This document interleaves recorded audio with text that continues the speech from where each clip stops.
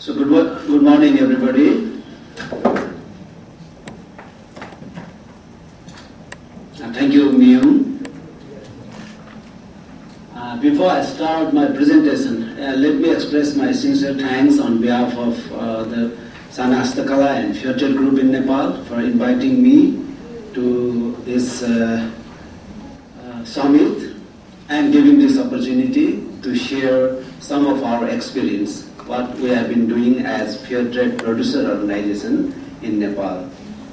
So the title of my presentation is Fairtrade for Sustainable Development from the Producer's Perspective.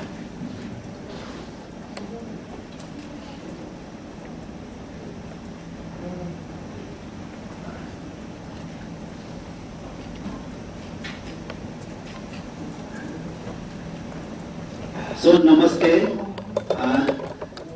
in Nepali language. Namaste once again. And as you might all know, the Fairtrade has become a worldwide organized social movement. So Fairtrade history, we have experienced more than 50 years in Fairtrade movement.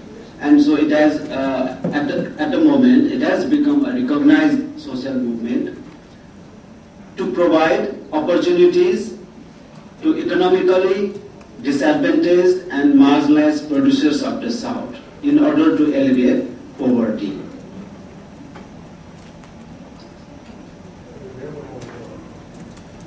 And we have a set definition. We have a global network of Fairtrade organizations, which is called World Fairtrade Organization, and formerly it was known as IFAT, International Fairtrade Association. And during one of its global conference in 2002, so we agreed, all the fair traders from developing countries, from developed countries, we agreed on this common definition in the year 2002, which says fair trade is a trading partnership based on dialogue, transparency, and respect, which seeks greater equity in international trade. It contributes to sustainable development by offering better trading conditions to and securing rights of marginalized producers and workers. And as you can see in this slide, the logo represents the fair trade, and currently it's being promoted as organizational mark only. So it cannot be used in the product. We are in the process. But the members of World Fairtrade Organization who has gone through the self-monitoring process can use this logo in its promotional literatures.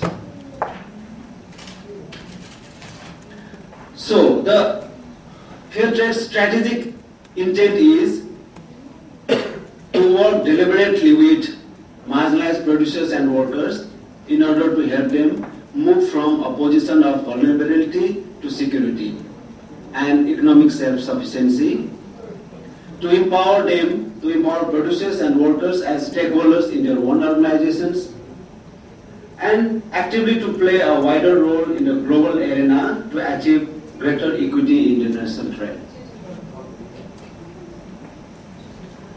So I would like to give a small figures. So currently, there are about 5,000 fair trade organizations.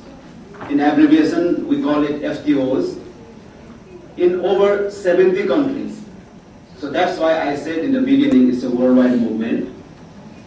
And all of them are working to allow millions of producers, artisans, farmers, especially in the South, in the developing countries, to access the market at sustainable conditions and to live with dignity.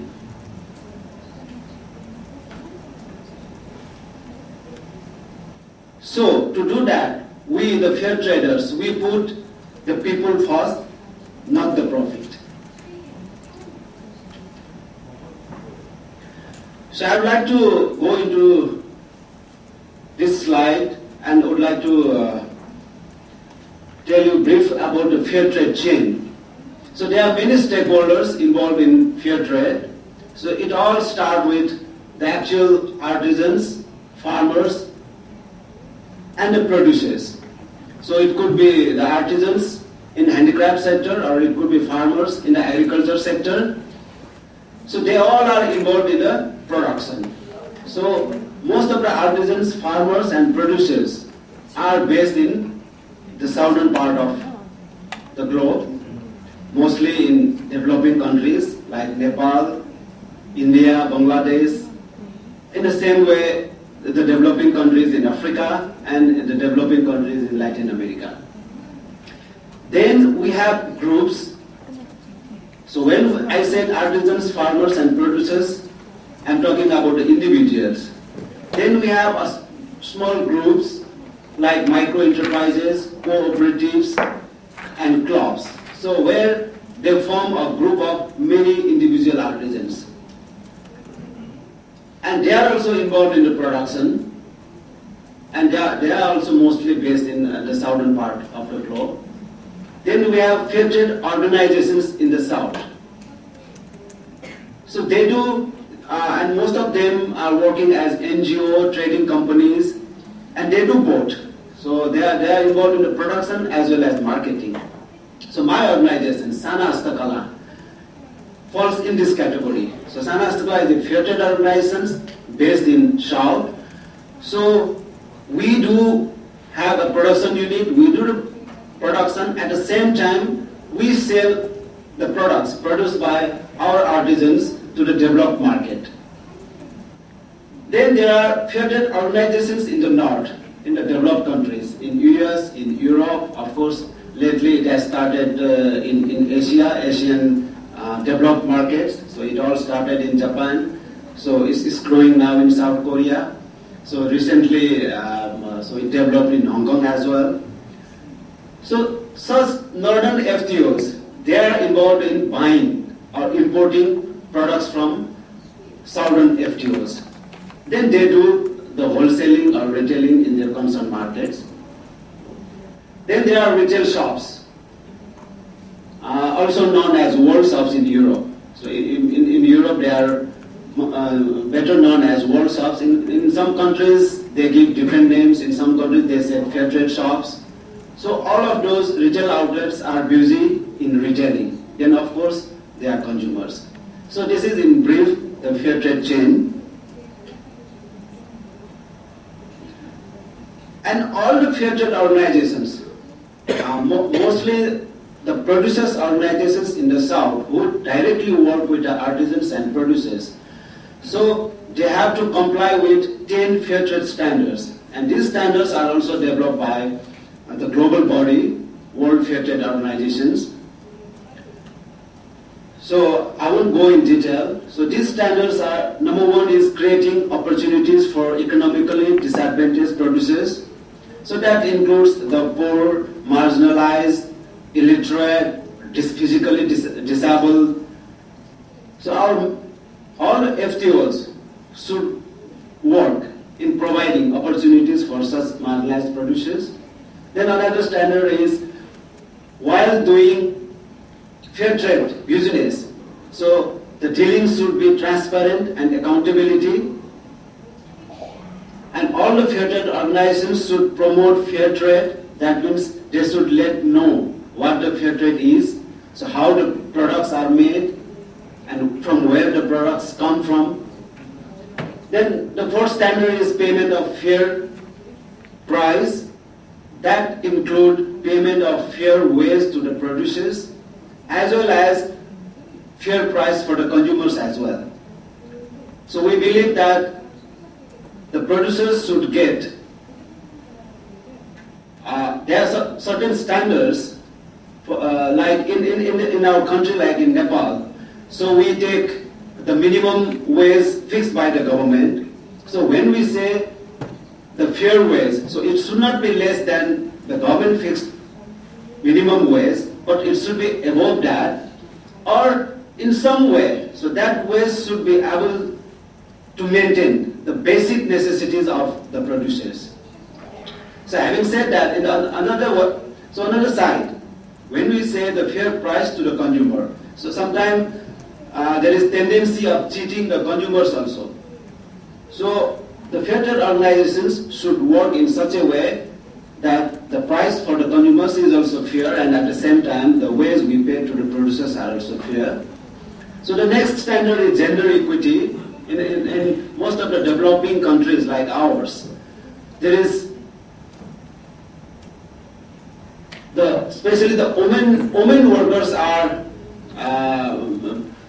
neglected, and for the similar kind of works they are paid less. So there used to be two ways standards. For male it used to be a little bit high, and for women it's a little bit less. It's because of our culture.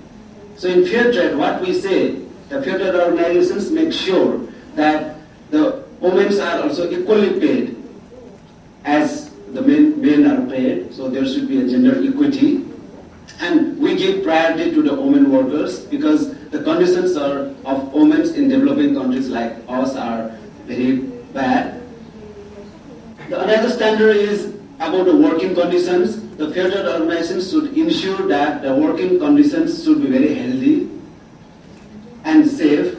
So there should be a provision of enough light, ventilation, first aid box should be there, or fire extinguishers should be there in case the fire occurs. The another standard is the respect to the rights of the child. The fair trade organizations respect the United Nations Charter on right of the child and ensure that the women's child labors are not used in the production. In the same way, the ninth principle of fair trade is concern for the environment. While involving in the production and while outsourcing the resource, so we try to make sure that that doesn't hamper the ecology or environment. And the last and the 10th standard is the trading relationship between producers and southern FTOs, or between southern FTOs and northern FTOs. So all the FTOs should have a long-term trading relationship so that the producers can plan their production and their work is guaranteed, and at the same time the buyers should give interest-free advance payment, a prepayment to the producers so that they can buy necessity raw materials and so on. So these are the 10 principles.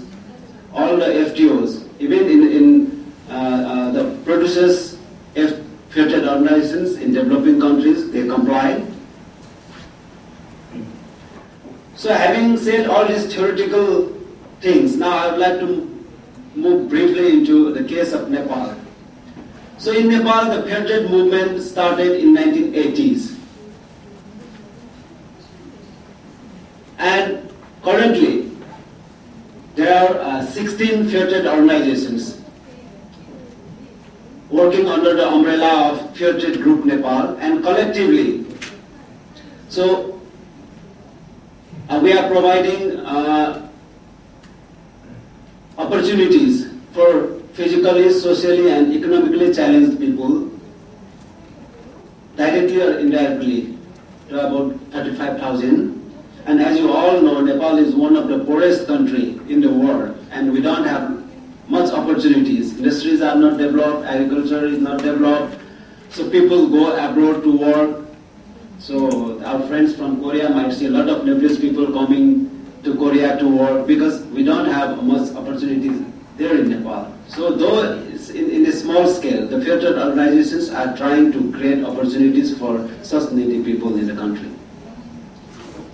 And Sana Astadwa is one of the members of Fair Trade Group Nepal, and we have been providing service for the small and marginalized producers for last 21 years. So these are some of our producers. They produce traditional handicrafts. And we have a small in-house production unit where we give employment to physically disabled people. So this is a group of 6 young producers who are hearing impaired.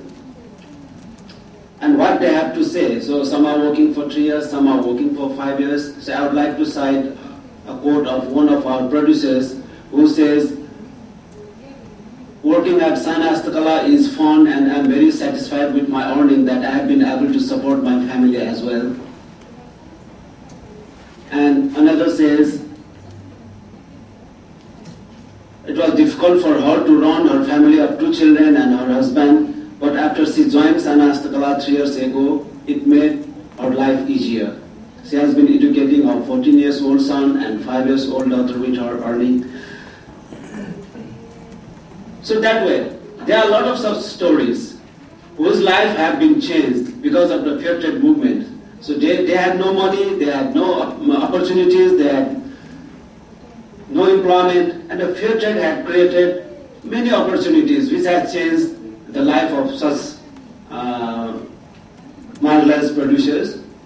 And currently the fair trade is growing worldwide, and it has been able to get the recognition at the political as well as the mainstream markets, and thousands of world shops are now selling the products, fair trade products. But still we, the producers in the south, are challenging a lot of problems like the raw materials problem, technology problem, quality, lack of market informations, delays delivery, lack of design and product development, price competition, lack of infrastructure, political instability in our countries, power failures, low capacity, and the buyer's requirement. So the fair trade movement is a cooperation between the southern FTOs and northern FTOs. We as a southern FTOs expect a cooperation from our northern FTOs in building a long-term relationship, getting the design and market input so that we can give a consistent work to our producers. So to conclude, so fair trade is a worldwide movement for equitable and just society. So it's an opportunity to tap international market for marginalized producers. So fair trade stands for poverty alleviation, sustainable development, women empowerment, transparency, discourage child labor, natural resource management, environment preservation, and fairness for all. But we need cooperation between southern FTOs and northern FTOs, producers and consumers. So it's the consumers who can really promote the fair trade. If they don't buy our products, so it won't have grown. So there should be a cooperation between exporters and importers, between policymakers and governments, and between different networks and donor organizations. So we believe together we can reduce poverty and lead to a balanced economic growth. Thank you.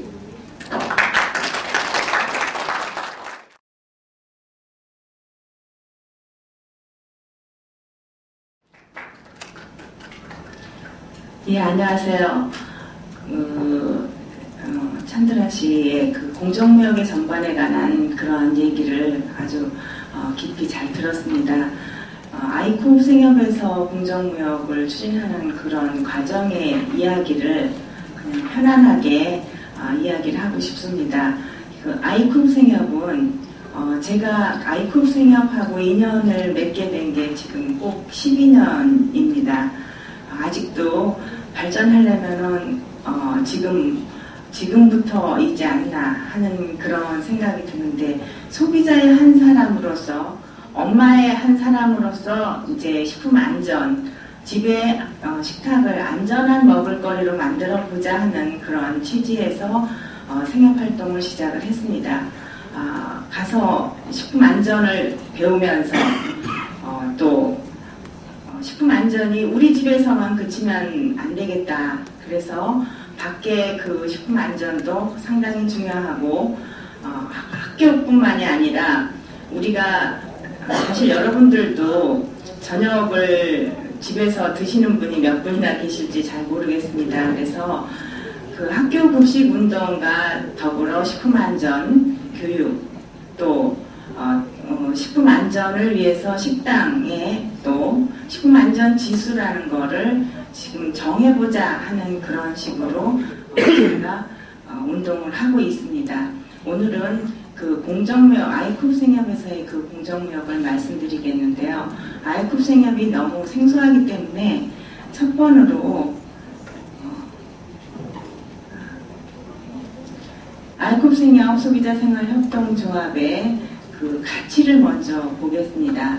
아이쿱 생협은 소비자들이 모여서 생활에 불편한 것을 사업가 조직으로, 조직운동으로 바꿔보자 하는 그러한 목적으로 모였습니다. 그래서 제가 말씀드렸듯이 식품안전, 그 다음에 식품안전을 취하면서 친환경 농업과 우리 환경을 지키자 하는 그러한 가치를 가지고 있고요. 지금 사람과 노동이라는, 지금 이것이 공정무역하고 연결이 되지 않나 싶습니다. 사람하고 노동을 중요시하자, 노동 착취가 없는 그러한 생산을 만들어내가는 윤리적 소비라는, 윤리적 소비를 통해서 윤리적 생산을 만들자, 서로 상호관계라고 생각을 합니다. 윤리적 생산은 윤리적 소비를 만들 것이고 윤리적 소비는 윤리적 생산을 만들고 있을 것입니다. 저희가 13년의 역사 중에서 사실 지금 2007년 그 정도서부터 조합원이 많이 늘게 됐습니다. 그 원인은 그 조합원이 집에서 공급하던 그것뿐만이 아니라 밖에 자연드림이라는 매장을 만들면서 조합원이 증가가 되면서 현재 약 10만 명, 올해 10만 명 목표였었는데 벌써 달성을 했습니다. 그래서 10만 명과 매출액은 목표가 2,800억 정도의 목표를 가지고 시작을 했습니다. 그래서 국내의 친환경 농산물을 통해서 윤리적 소비를 실천을 하고, 또 밖으로는 그러면은 윤리적 소비를 어떻게 실천을 해야 되나, 그래서 그것은 공정무역으로 실천을 하자 해서 2007년서부터 공정무역을 추진을 하기 시작을 했습니다. 2007년에 저희가 사실 이제 설탕이나 커피나 안 먹고 살 수가 없지 않습니까? 그래서 그런 것들을 국내에서 생산이 안 되기 때문에 국내에서 생산되지 않는 품목에 대해서는 공정무역을 통해서 공급을 해보자. 그래서 한국의 공정무역 시장을 전체적으로 보니까 이제 2003년도에 아름다운 가게에서 수공예품을 가지고 오는 걸로 한국의 공정무역은 시작을 했지만은 그 일은 성공적이지 못했다고 생각을 합니다. 그래서 그러면서 이제 2006년서부터 본격적으로 아름다운 가게며 여러 가지 이제 그 아이쿱 생협 그룹, 뷰티풀 스토어와 YMCA, 헤어 트레이드 코리아, 코리아 푸드 포더 헝그리 이런 단체에서 이제 시작을 해갖고 지금 그래프에서 보듯이 굉장히 2004년서부터 지금 2009년을 보면은 113배의 성장을 보이고 있습니다. 한국의 공정무역이 5년이라는 그런 기간 동안에 113배 상당히 지금 성장을 많이 하고 있고, 아이쿱 생협 역시 작년 2009년에 13억이라는 매출액을 올림으로써 한국의 전체 54억 중에서 24%를 차지를 합니다. 그래서 한국의 공정무역 시장 중에서 이렇게 많은 4분의 1 정도를 차지하게 된 주요한 원인은 무엇일까 하고 저희가 분석을 한 결과, 그것은 단일 품목을 갖다가 그대로 판매하는 것이 아니라 그것을 친환경 농산물하고 같이 연계시켜서 친환경 농산물하고 공정무역, 그러니까 설탕이나 커피가 들어가 있는 가공 물품을 많이 만들어내고 있습니다. 그래서 그 가공 물품에 대한 얘기는 나중에 조금 말씀을 드리겠고요. 지금 현재 아이쿱 생협이 해외 공정무역 파트너는 이렇습니다. 동티모르에서 커피가 들어오고 있습니다. 필리핀에서 마스코바도 원당이 들어오고 있고요. 네팔에서 후추가 들어오고 있습니다. 팔레스타인에서 올리브유, 그리고 콜롬비아에서 인스턴트 커피를 만드는 커피와 카카오, 초콜릿을 만드는 카카오를 수입을 공정무역으로 수입을 하고 있습니다. 물론 아이코프 생협은 이 물품을 받아들일 때 국내에서도 마찬가지지만 생산자와의 교류를 제일 중요시하고 있습니다. 그래서 생산지의 그 방문뿐만이 아니라 생산자하고의 교류를 하면서 생산자하고 같이 가격을 형성하고 직거래로 진행을 시키고 있습니다. 그래서 이 5개의 나라를 다 방문을 했고, 동티모르의 그 커피는 YMCA에서 먼저 추진하는 것을 저희가 먼저 추진하기에 어려운 점이 있는 그런 척번 사업이었기 때문에 동티모르 그 사업은 YMCA하고 함께 지금도 하고 있습니다. 알콥 생협의 공정무역품은 지금 보시는 바와 같이 동티모르 커피가 원두 커피로 해서 지금 공정무역 동티모르에서 2007년서부터 들어와서 지금 판매를 하고 있고요.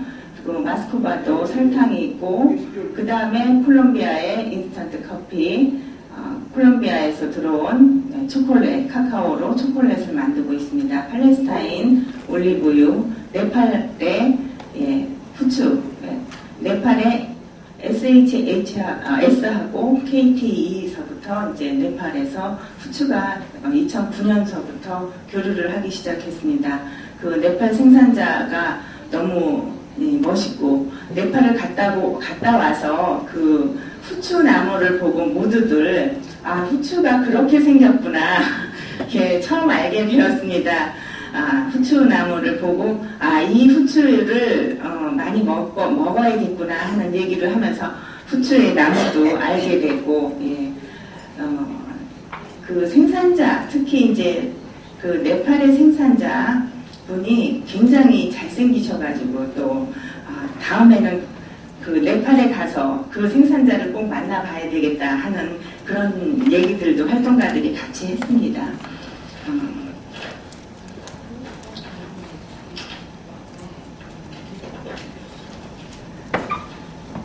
지금 저희가 알콥 생협에서 여러 가지 그 기본적인 원재료를 갖고 와서 지금 가공 물품으로 만든 것입니다. 이것은 맨 위에 보면은 도너츠죠. 거기에 이제 초콜릿도 들어가고 설탕도 들어가고, 그러니까 필리핀에서 가져온 설탕을 가지고 맛있게 달게 만들고요. 또 초콜릿으로 콜롬비아산 그 초콜릿으로 저렇게 튀기지 않은 그 도너츠를 만들고 있습니다. 그리고 이게 뭐야라고 지금 보시는 바와 같이 저 물건은 굉장히 텔레비전에서 많이 나온 그 홍보 물품인데요. 저기가 땅콩돌인데 그 초콜릿을 입힌 지금 색깔이 초콜릿색은 그 공정무역 초콜릿을 묻힌 거고요. 노란색은 단호박을 묻힌 겁니다. 그리고 그 빨간 거는 복분자를 묻혀가지고 건강한 초코볼을 만들어냈습니다. 그 다음에 커피며 아이스크림, 지금 아이스크림 빈이 보입니다만 그것도 공정무역 초콜릿, 카카오를 이용해서 만든 거고요. 여러 가지의 이제 저희가 빙가류도 만들고 있습니다만 카카오를 집어넣은 빙가류도 상당히 인기가 좋습니다. 이런 물품들로 인해서 우리가 24%라는 그러한 매출액을 올리지 않았나 하는 생각을 합니다. 그리고 알콥 생협은 국내에서는 이제 최초로 FAO 인증을 수입업자로 알콥 생협 연대가 인증을 받아가지고 라이센시 활동을 하고 있습니다. 그리고 지금 이러한 물품들이 44개 품목으로 늘어나고 앞으로도 더 많이 늘어날 것입니다. 알콥 생협의 그 공정무역에는 그 기금들을 따로 적립을 합니다. 그 공정무역 그 물품들의 가격은 공정무역 그 FAO에서 정하는 가격, 그러니까 최저 가격하고 프리미엄 가격이 있지 않습니까? 그 가격에다가 또 나름대로의 저희는 기금을 적립을 했습니다. 그래서 그 공정무역 원두커피에는 그 한 개에 15개 티백이 15개가 들어있습니다만 그거에 400원이 기금이 들어가 있고요. 마스코바도에는 200원씩 들어가 있습니다. 그리고 콜롬비아 초콜릿에는 20원씩, 개당 20원씩 들어있고, 2009년에 지금 후추가 들어오고 있는데, 후추에는 이번에 100원의 지원금을 책정을 해서 지원금을 가지고 동티모르에서 가장 사내 지역을 제가 이제 동티모르에 가가지고 사내 지역과 로투트 마을을 갔습니다만 정말 험악한 그런 산악 지역이었는데 그 산악 지역에서 가장 필요한 것이 트럭입니다. 그래서 그 트럭을 요번에 한 대 사주었고요. 그 다음에 이제 도서관 보수를 하고 거기에 책을 넣어주는 그런 거에 3천만 원을 썼습니다. 그러니까 4,350여만 원 중에서 일단 3천만 원을 이제 사용을 했고요. 이번에 마스코바도 공장을 필리핀의 안티크라는 그러한 곳에다가 마스코바도 공장을 1억 8천만 원을 들여서 공장을 지어줍니다. 근데 그것은 우리 조합원들의 힘으로 한번 이걸 모금 활동을 해서 건립을 해보자. 예산이 1억 8천인데 1억 8천이라는 돈을 모아보자 하는 운동을 했습니다. 10월달 한 달 동안 생산자, 직원, 조합원 이렇게 그러니까 생산자, 소비자, 직원이 다 해가지고 1억 8천을 모금 운동을 한 결과 놀랍게도 1억 8천이 지금 거쳤습니다. 그래서 오늘 마침 이제 그 일행들이 마스코바도 공장을 지으러 착공식을 하러 오늘 떠납니다. 이렇게 중요한 일을 정말 의미 있는 일을 하러 가게 돼서 정말 저도 여기에 나와서 이렇게 얘기를 자랑스럽게 할 수 있다는 게 너무 감사하게 생각을 합니다.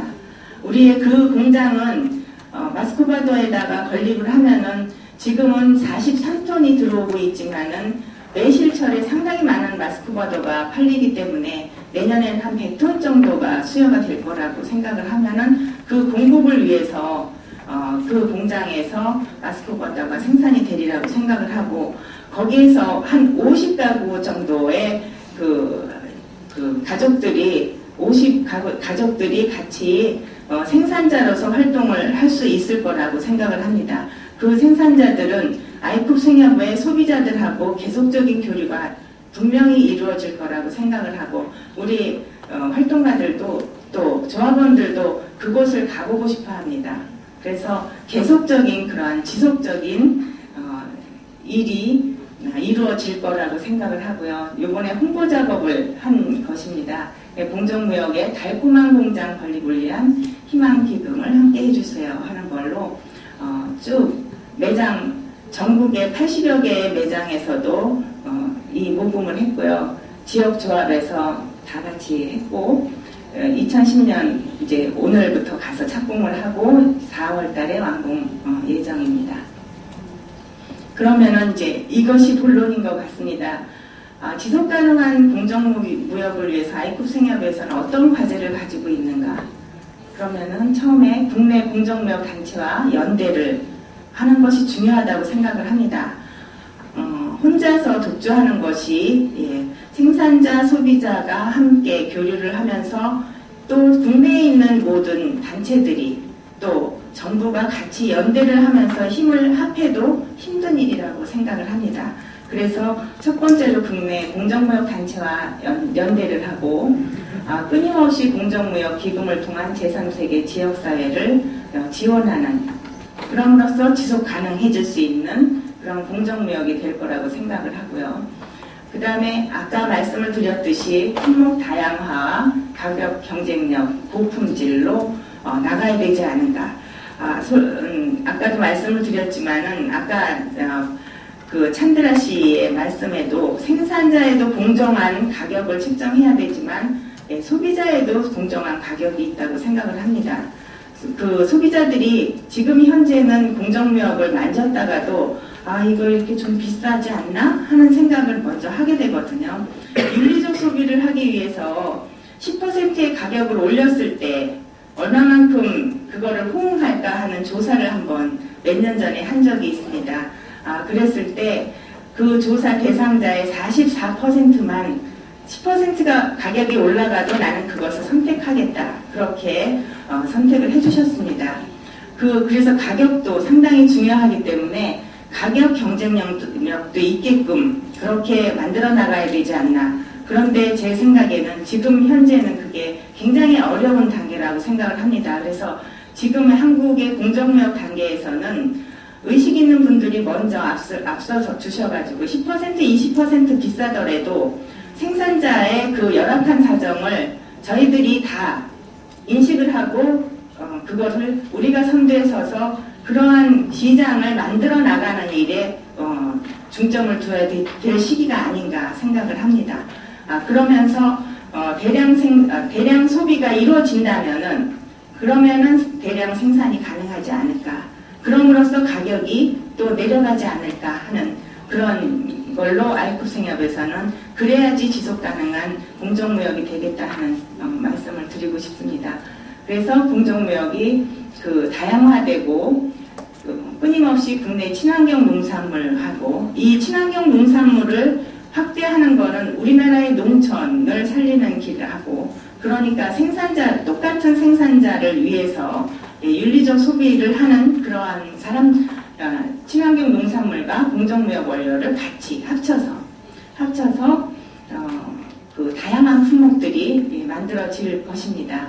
그리고 FLO 인증제하고 비인증제가 혼합이 돼가지고 인증 물품도 들어오지만은 교류에 의해서 훌륭한 그러한 공정무역이 만들어지지 않을까. 그리고 생산자의 지속적이고 장기적인 관계 형성이 돼야지만 되겠다 하는 것으로 아이쿱생협은 지속가능한 공정무역을 만들어 나갈 것입니다. 그래서 제가 한 명의 소비자가 제가 본 지속가능한 공정무역은 앞에서 말씀드렸듯이 다양한 물품 개발, 고품질, 사실 이 물건을 들어왔을 때 커피가 들어왔을 때 커피 맛이 없다. 또 후추가 들어왔을 때 너무 이물질이 많다. 이런 얘기가 많으면은 그 물건은 팔리지 않습니다. 그래서 생산자분들은 생산자나 소비자가 고품질을 위해서 항상 지속적인 관계를 가지고 회의를 하고 그거를 개선하기 위해서 노력을 해야 될 거라고 생각을 하고 아까 말씀드렸듯이 적정한 가격, 투명한 물품 정보의 제공, 물품 정보를 많은 사람들한테 알려야 될 겁니다. 그리고 소비자에 대한 홍보와 캠페인 여러 가지 5월달에 공정무역의 날이나 그것뿐만이 아닌 소비자들한테 계속적인 그 캠페인을 생협에서는 하고 있습니다. 지역생협에서 활동하는 사람 10여 명이 한 달에 한 번씩 공정무역 학습회라는 거를 하고 그 사람들이 자기 생협에 가서 홍보를 하고 있습니다. 이러한 것이 계속적으로 지속이 돼야 될 거고 생산자와의 적극적이고 지속적인 교류가 돼서 공정 여행까지도 만들어낸다면은 훨씬 더 바람직한 공정무역이 또 발전하는 공정무역이 되지 않을까 생각을 합니다. 여러분 생산자 여러분 또 여기 계신 분들이 다 소비자가 될 수 있습니다. 그래서 생산자와 소비자가 손을 합쳐서 우리나라의 공정무역을 또 제3세계의 그 빈곤을 타파하는 그러한 일에 모두 동참해 주시길 바랍니다. 감사합니다.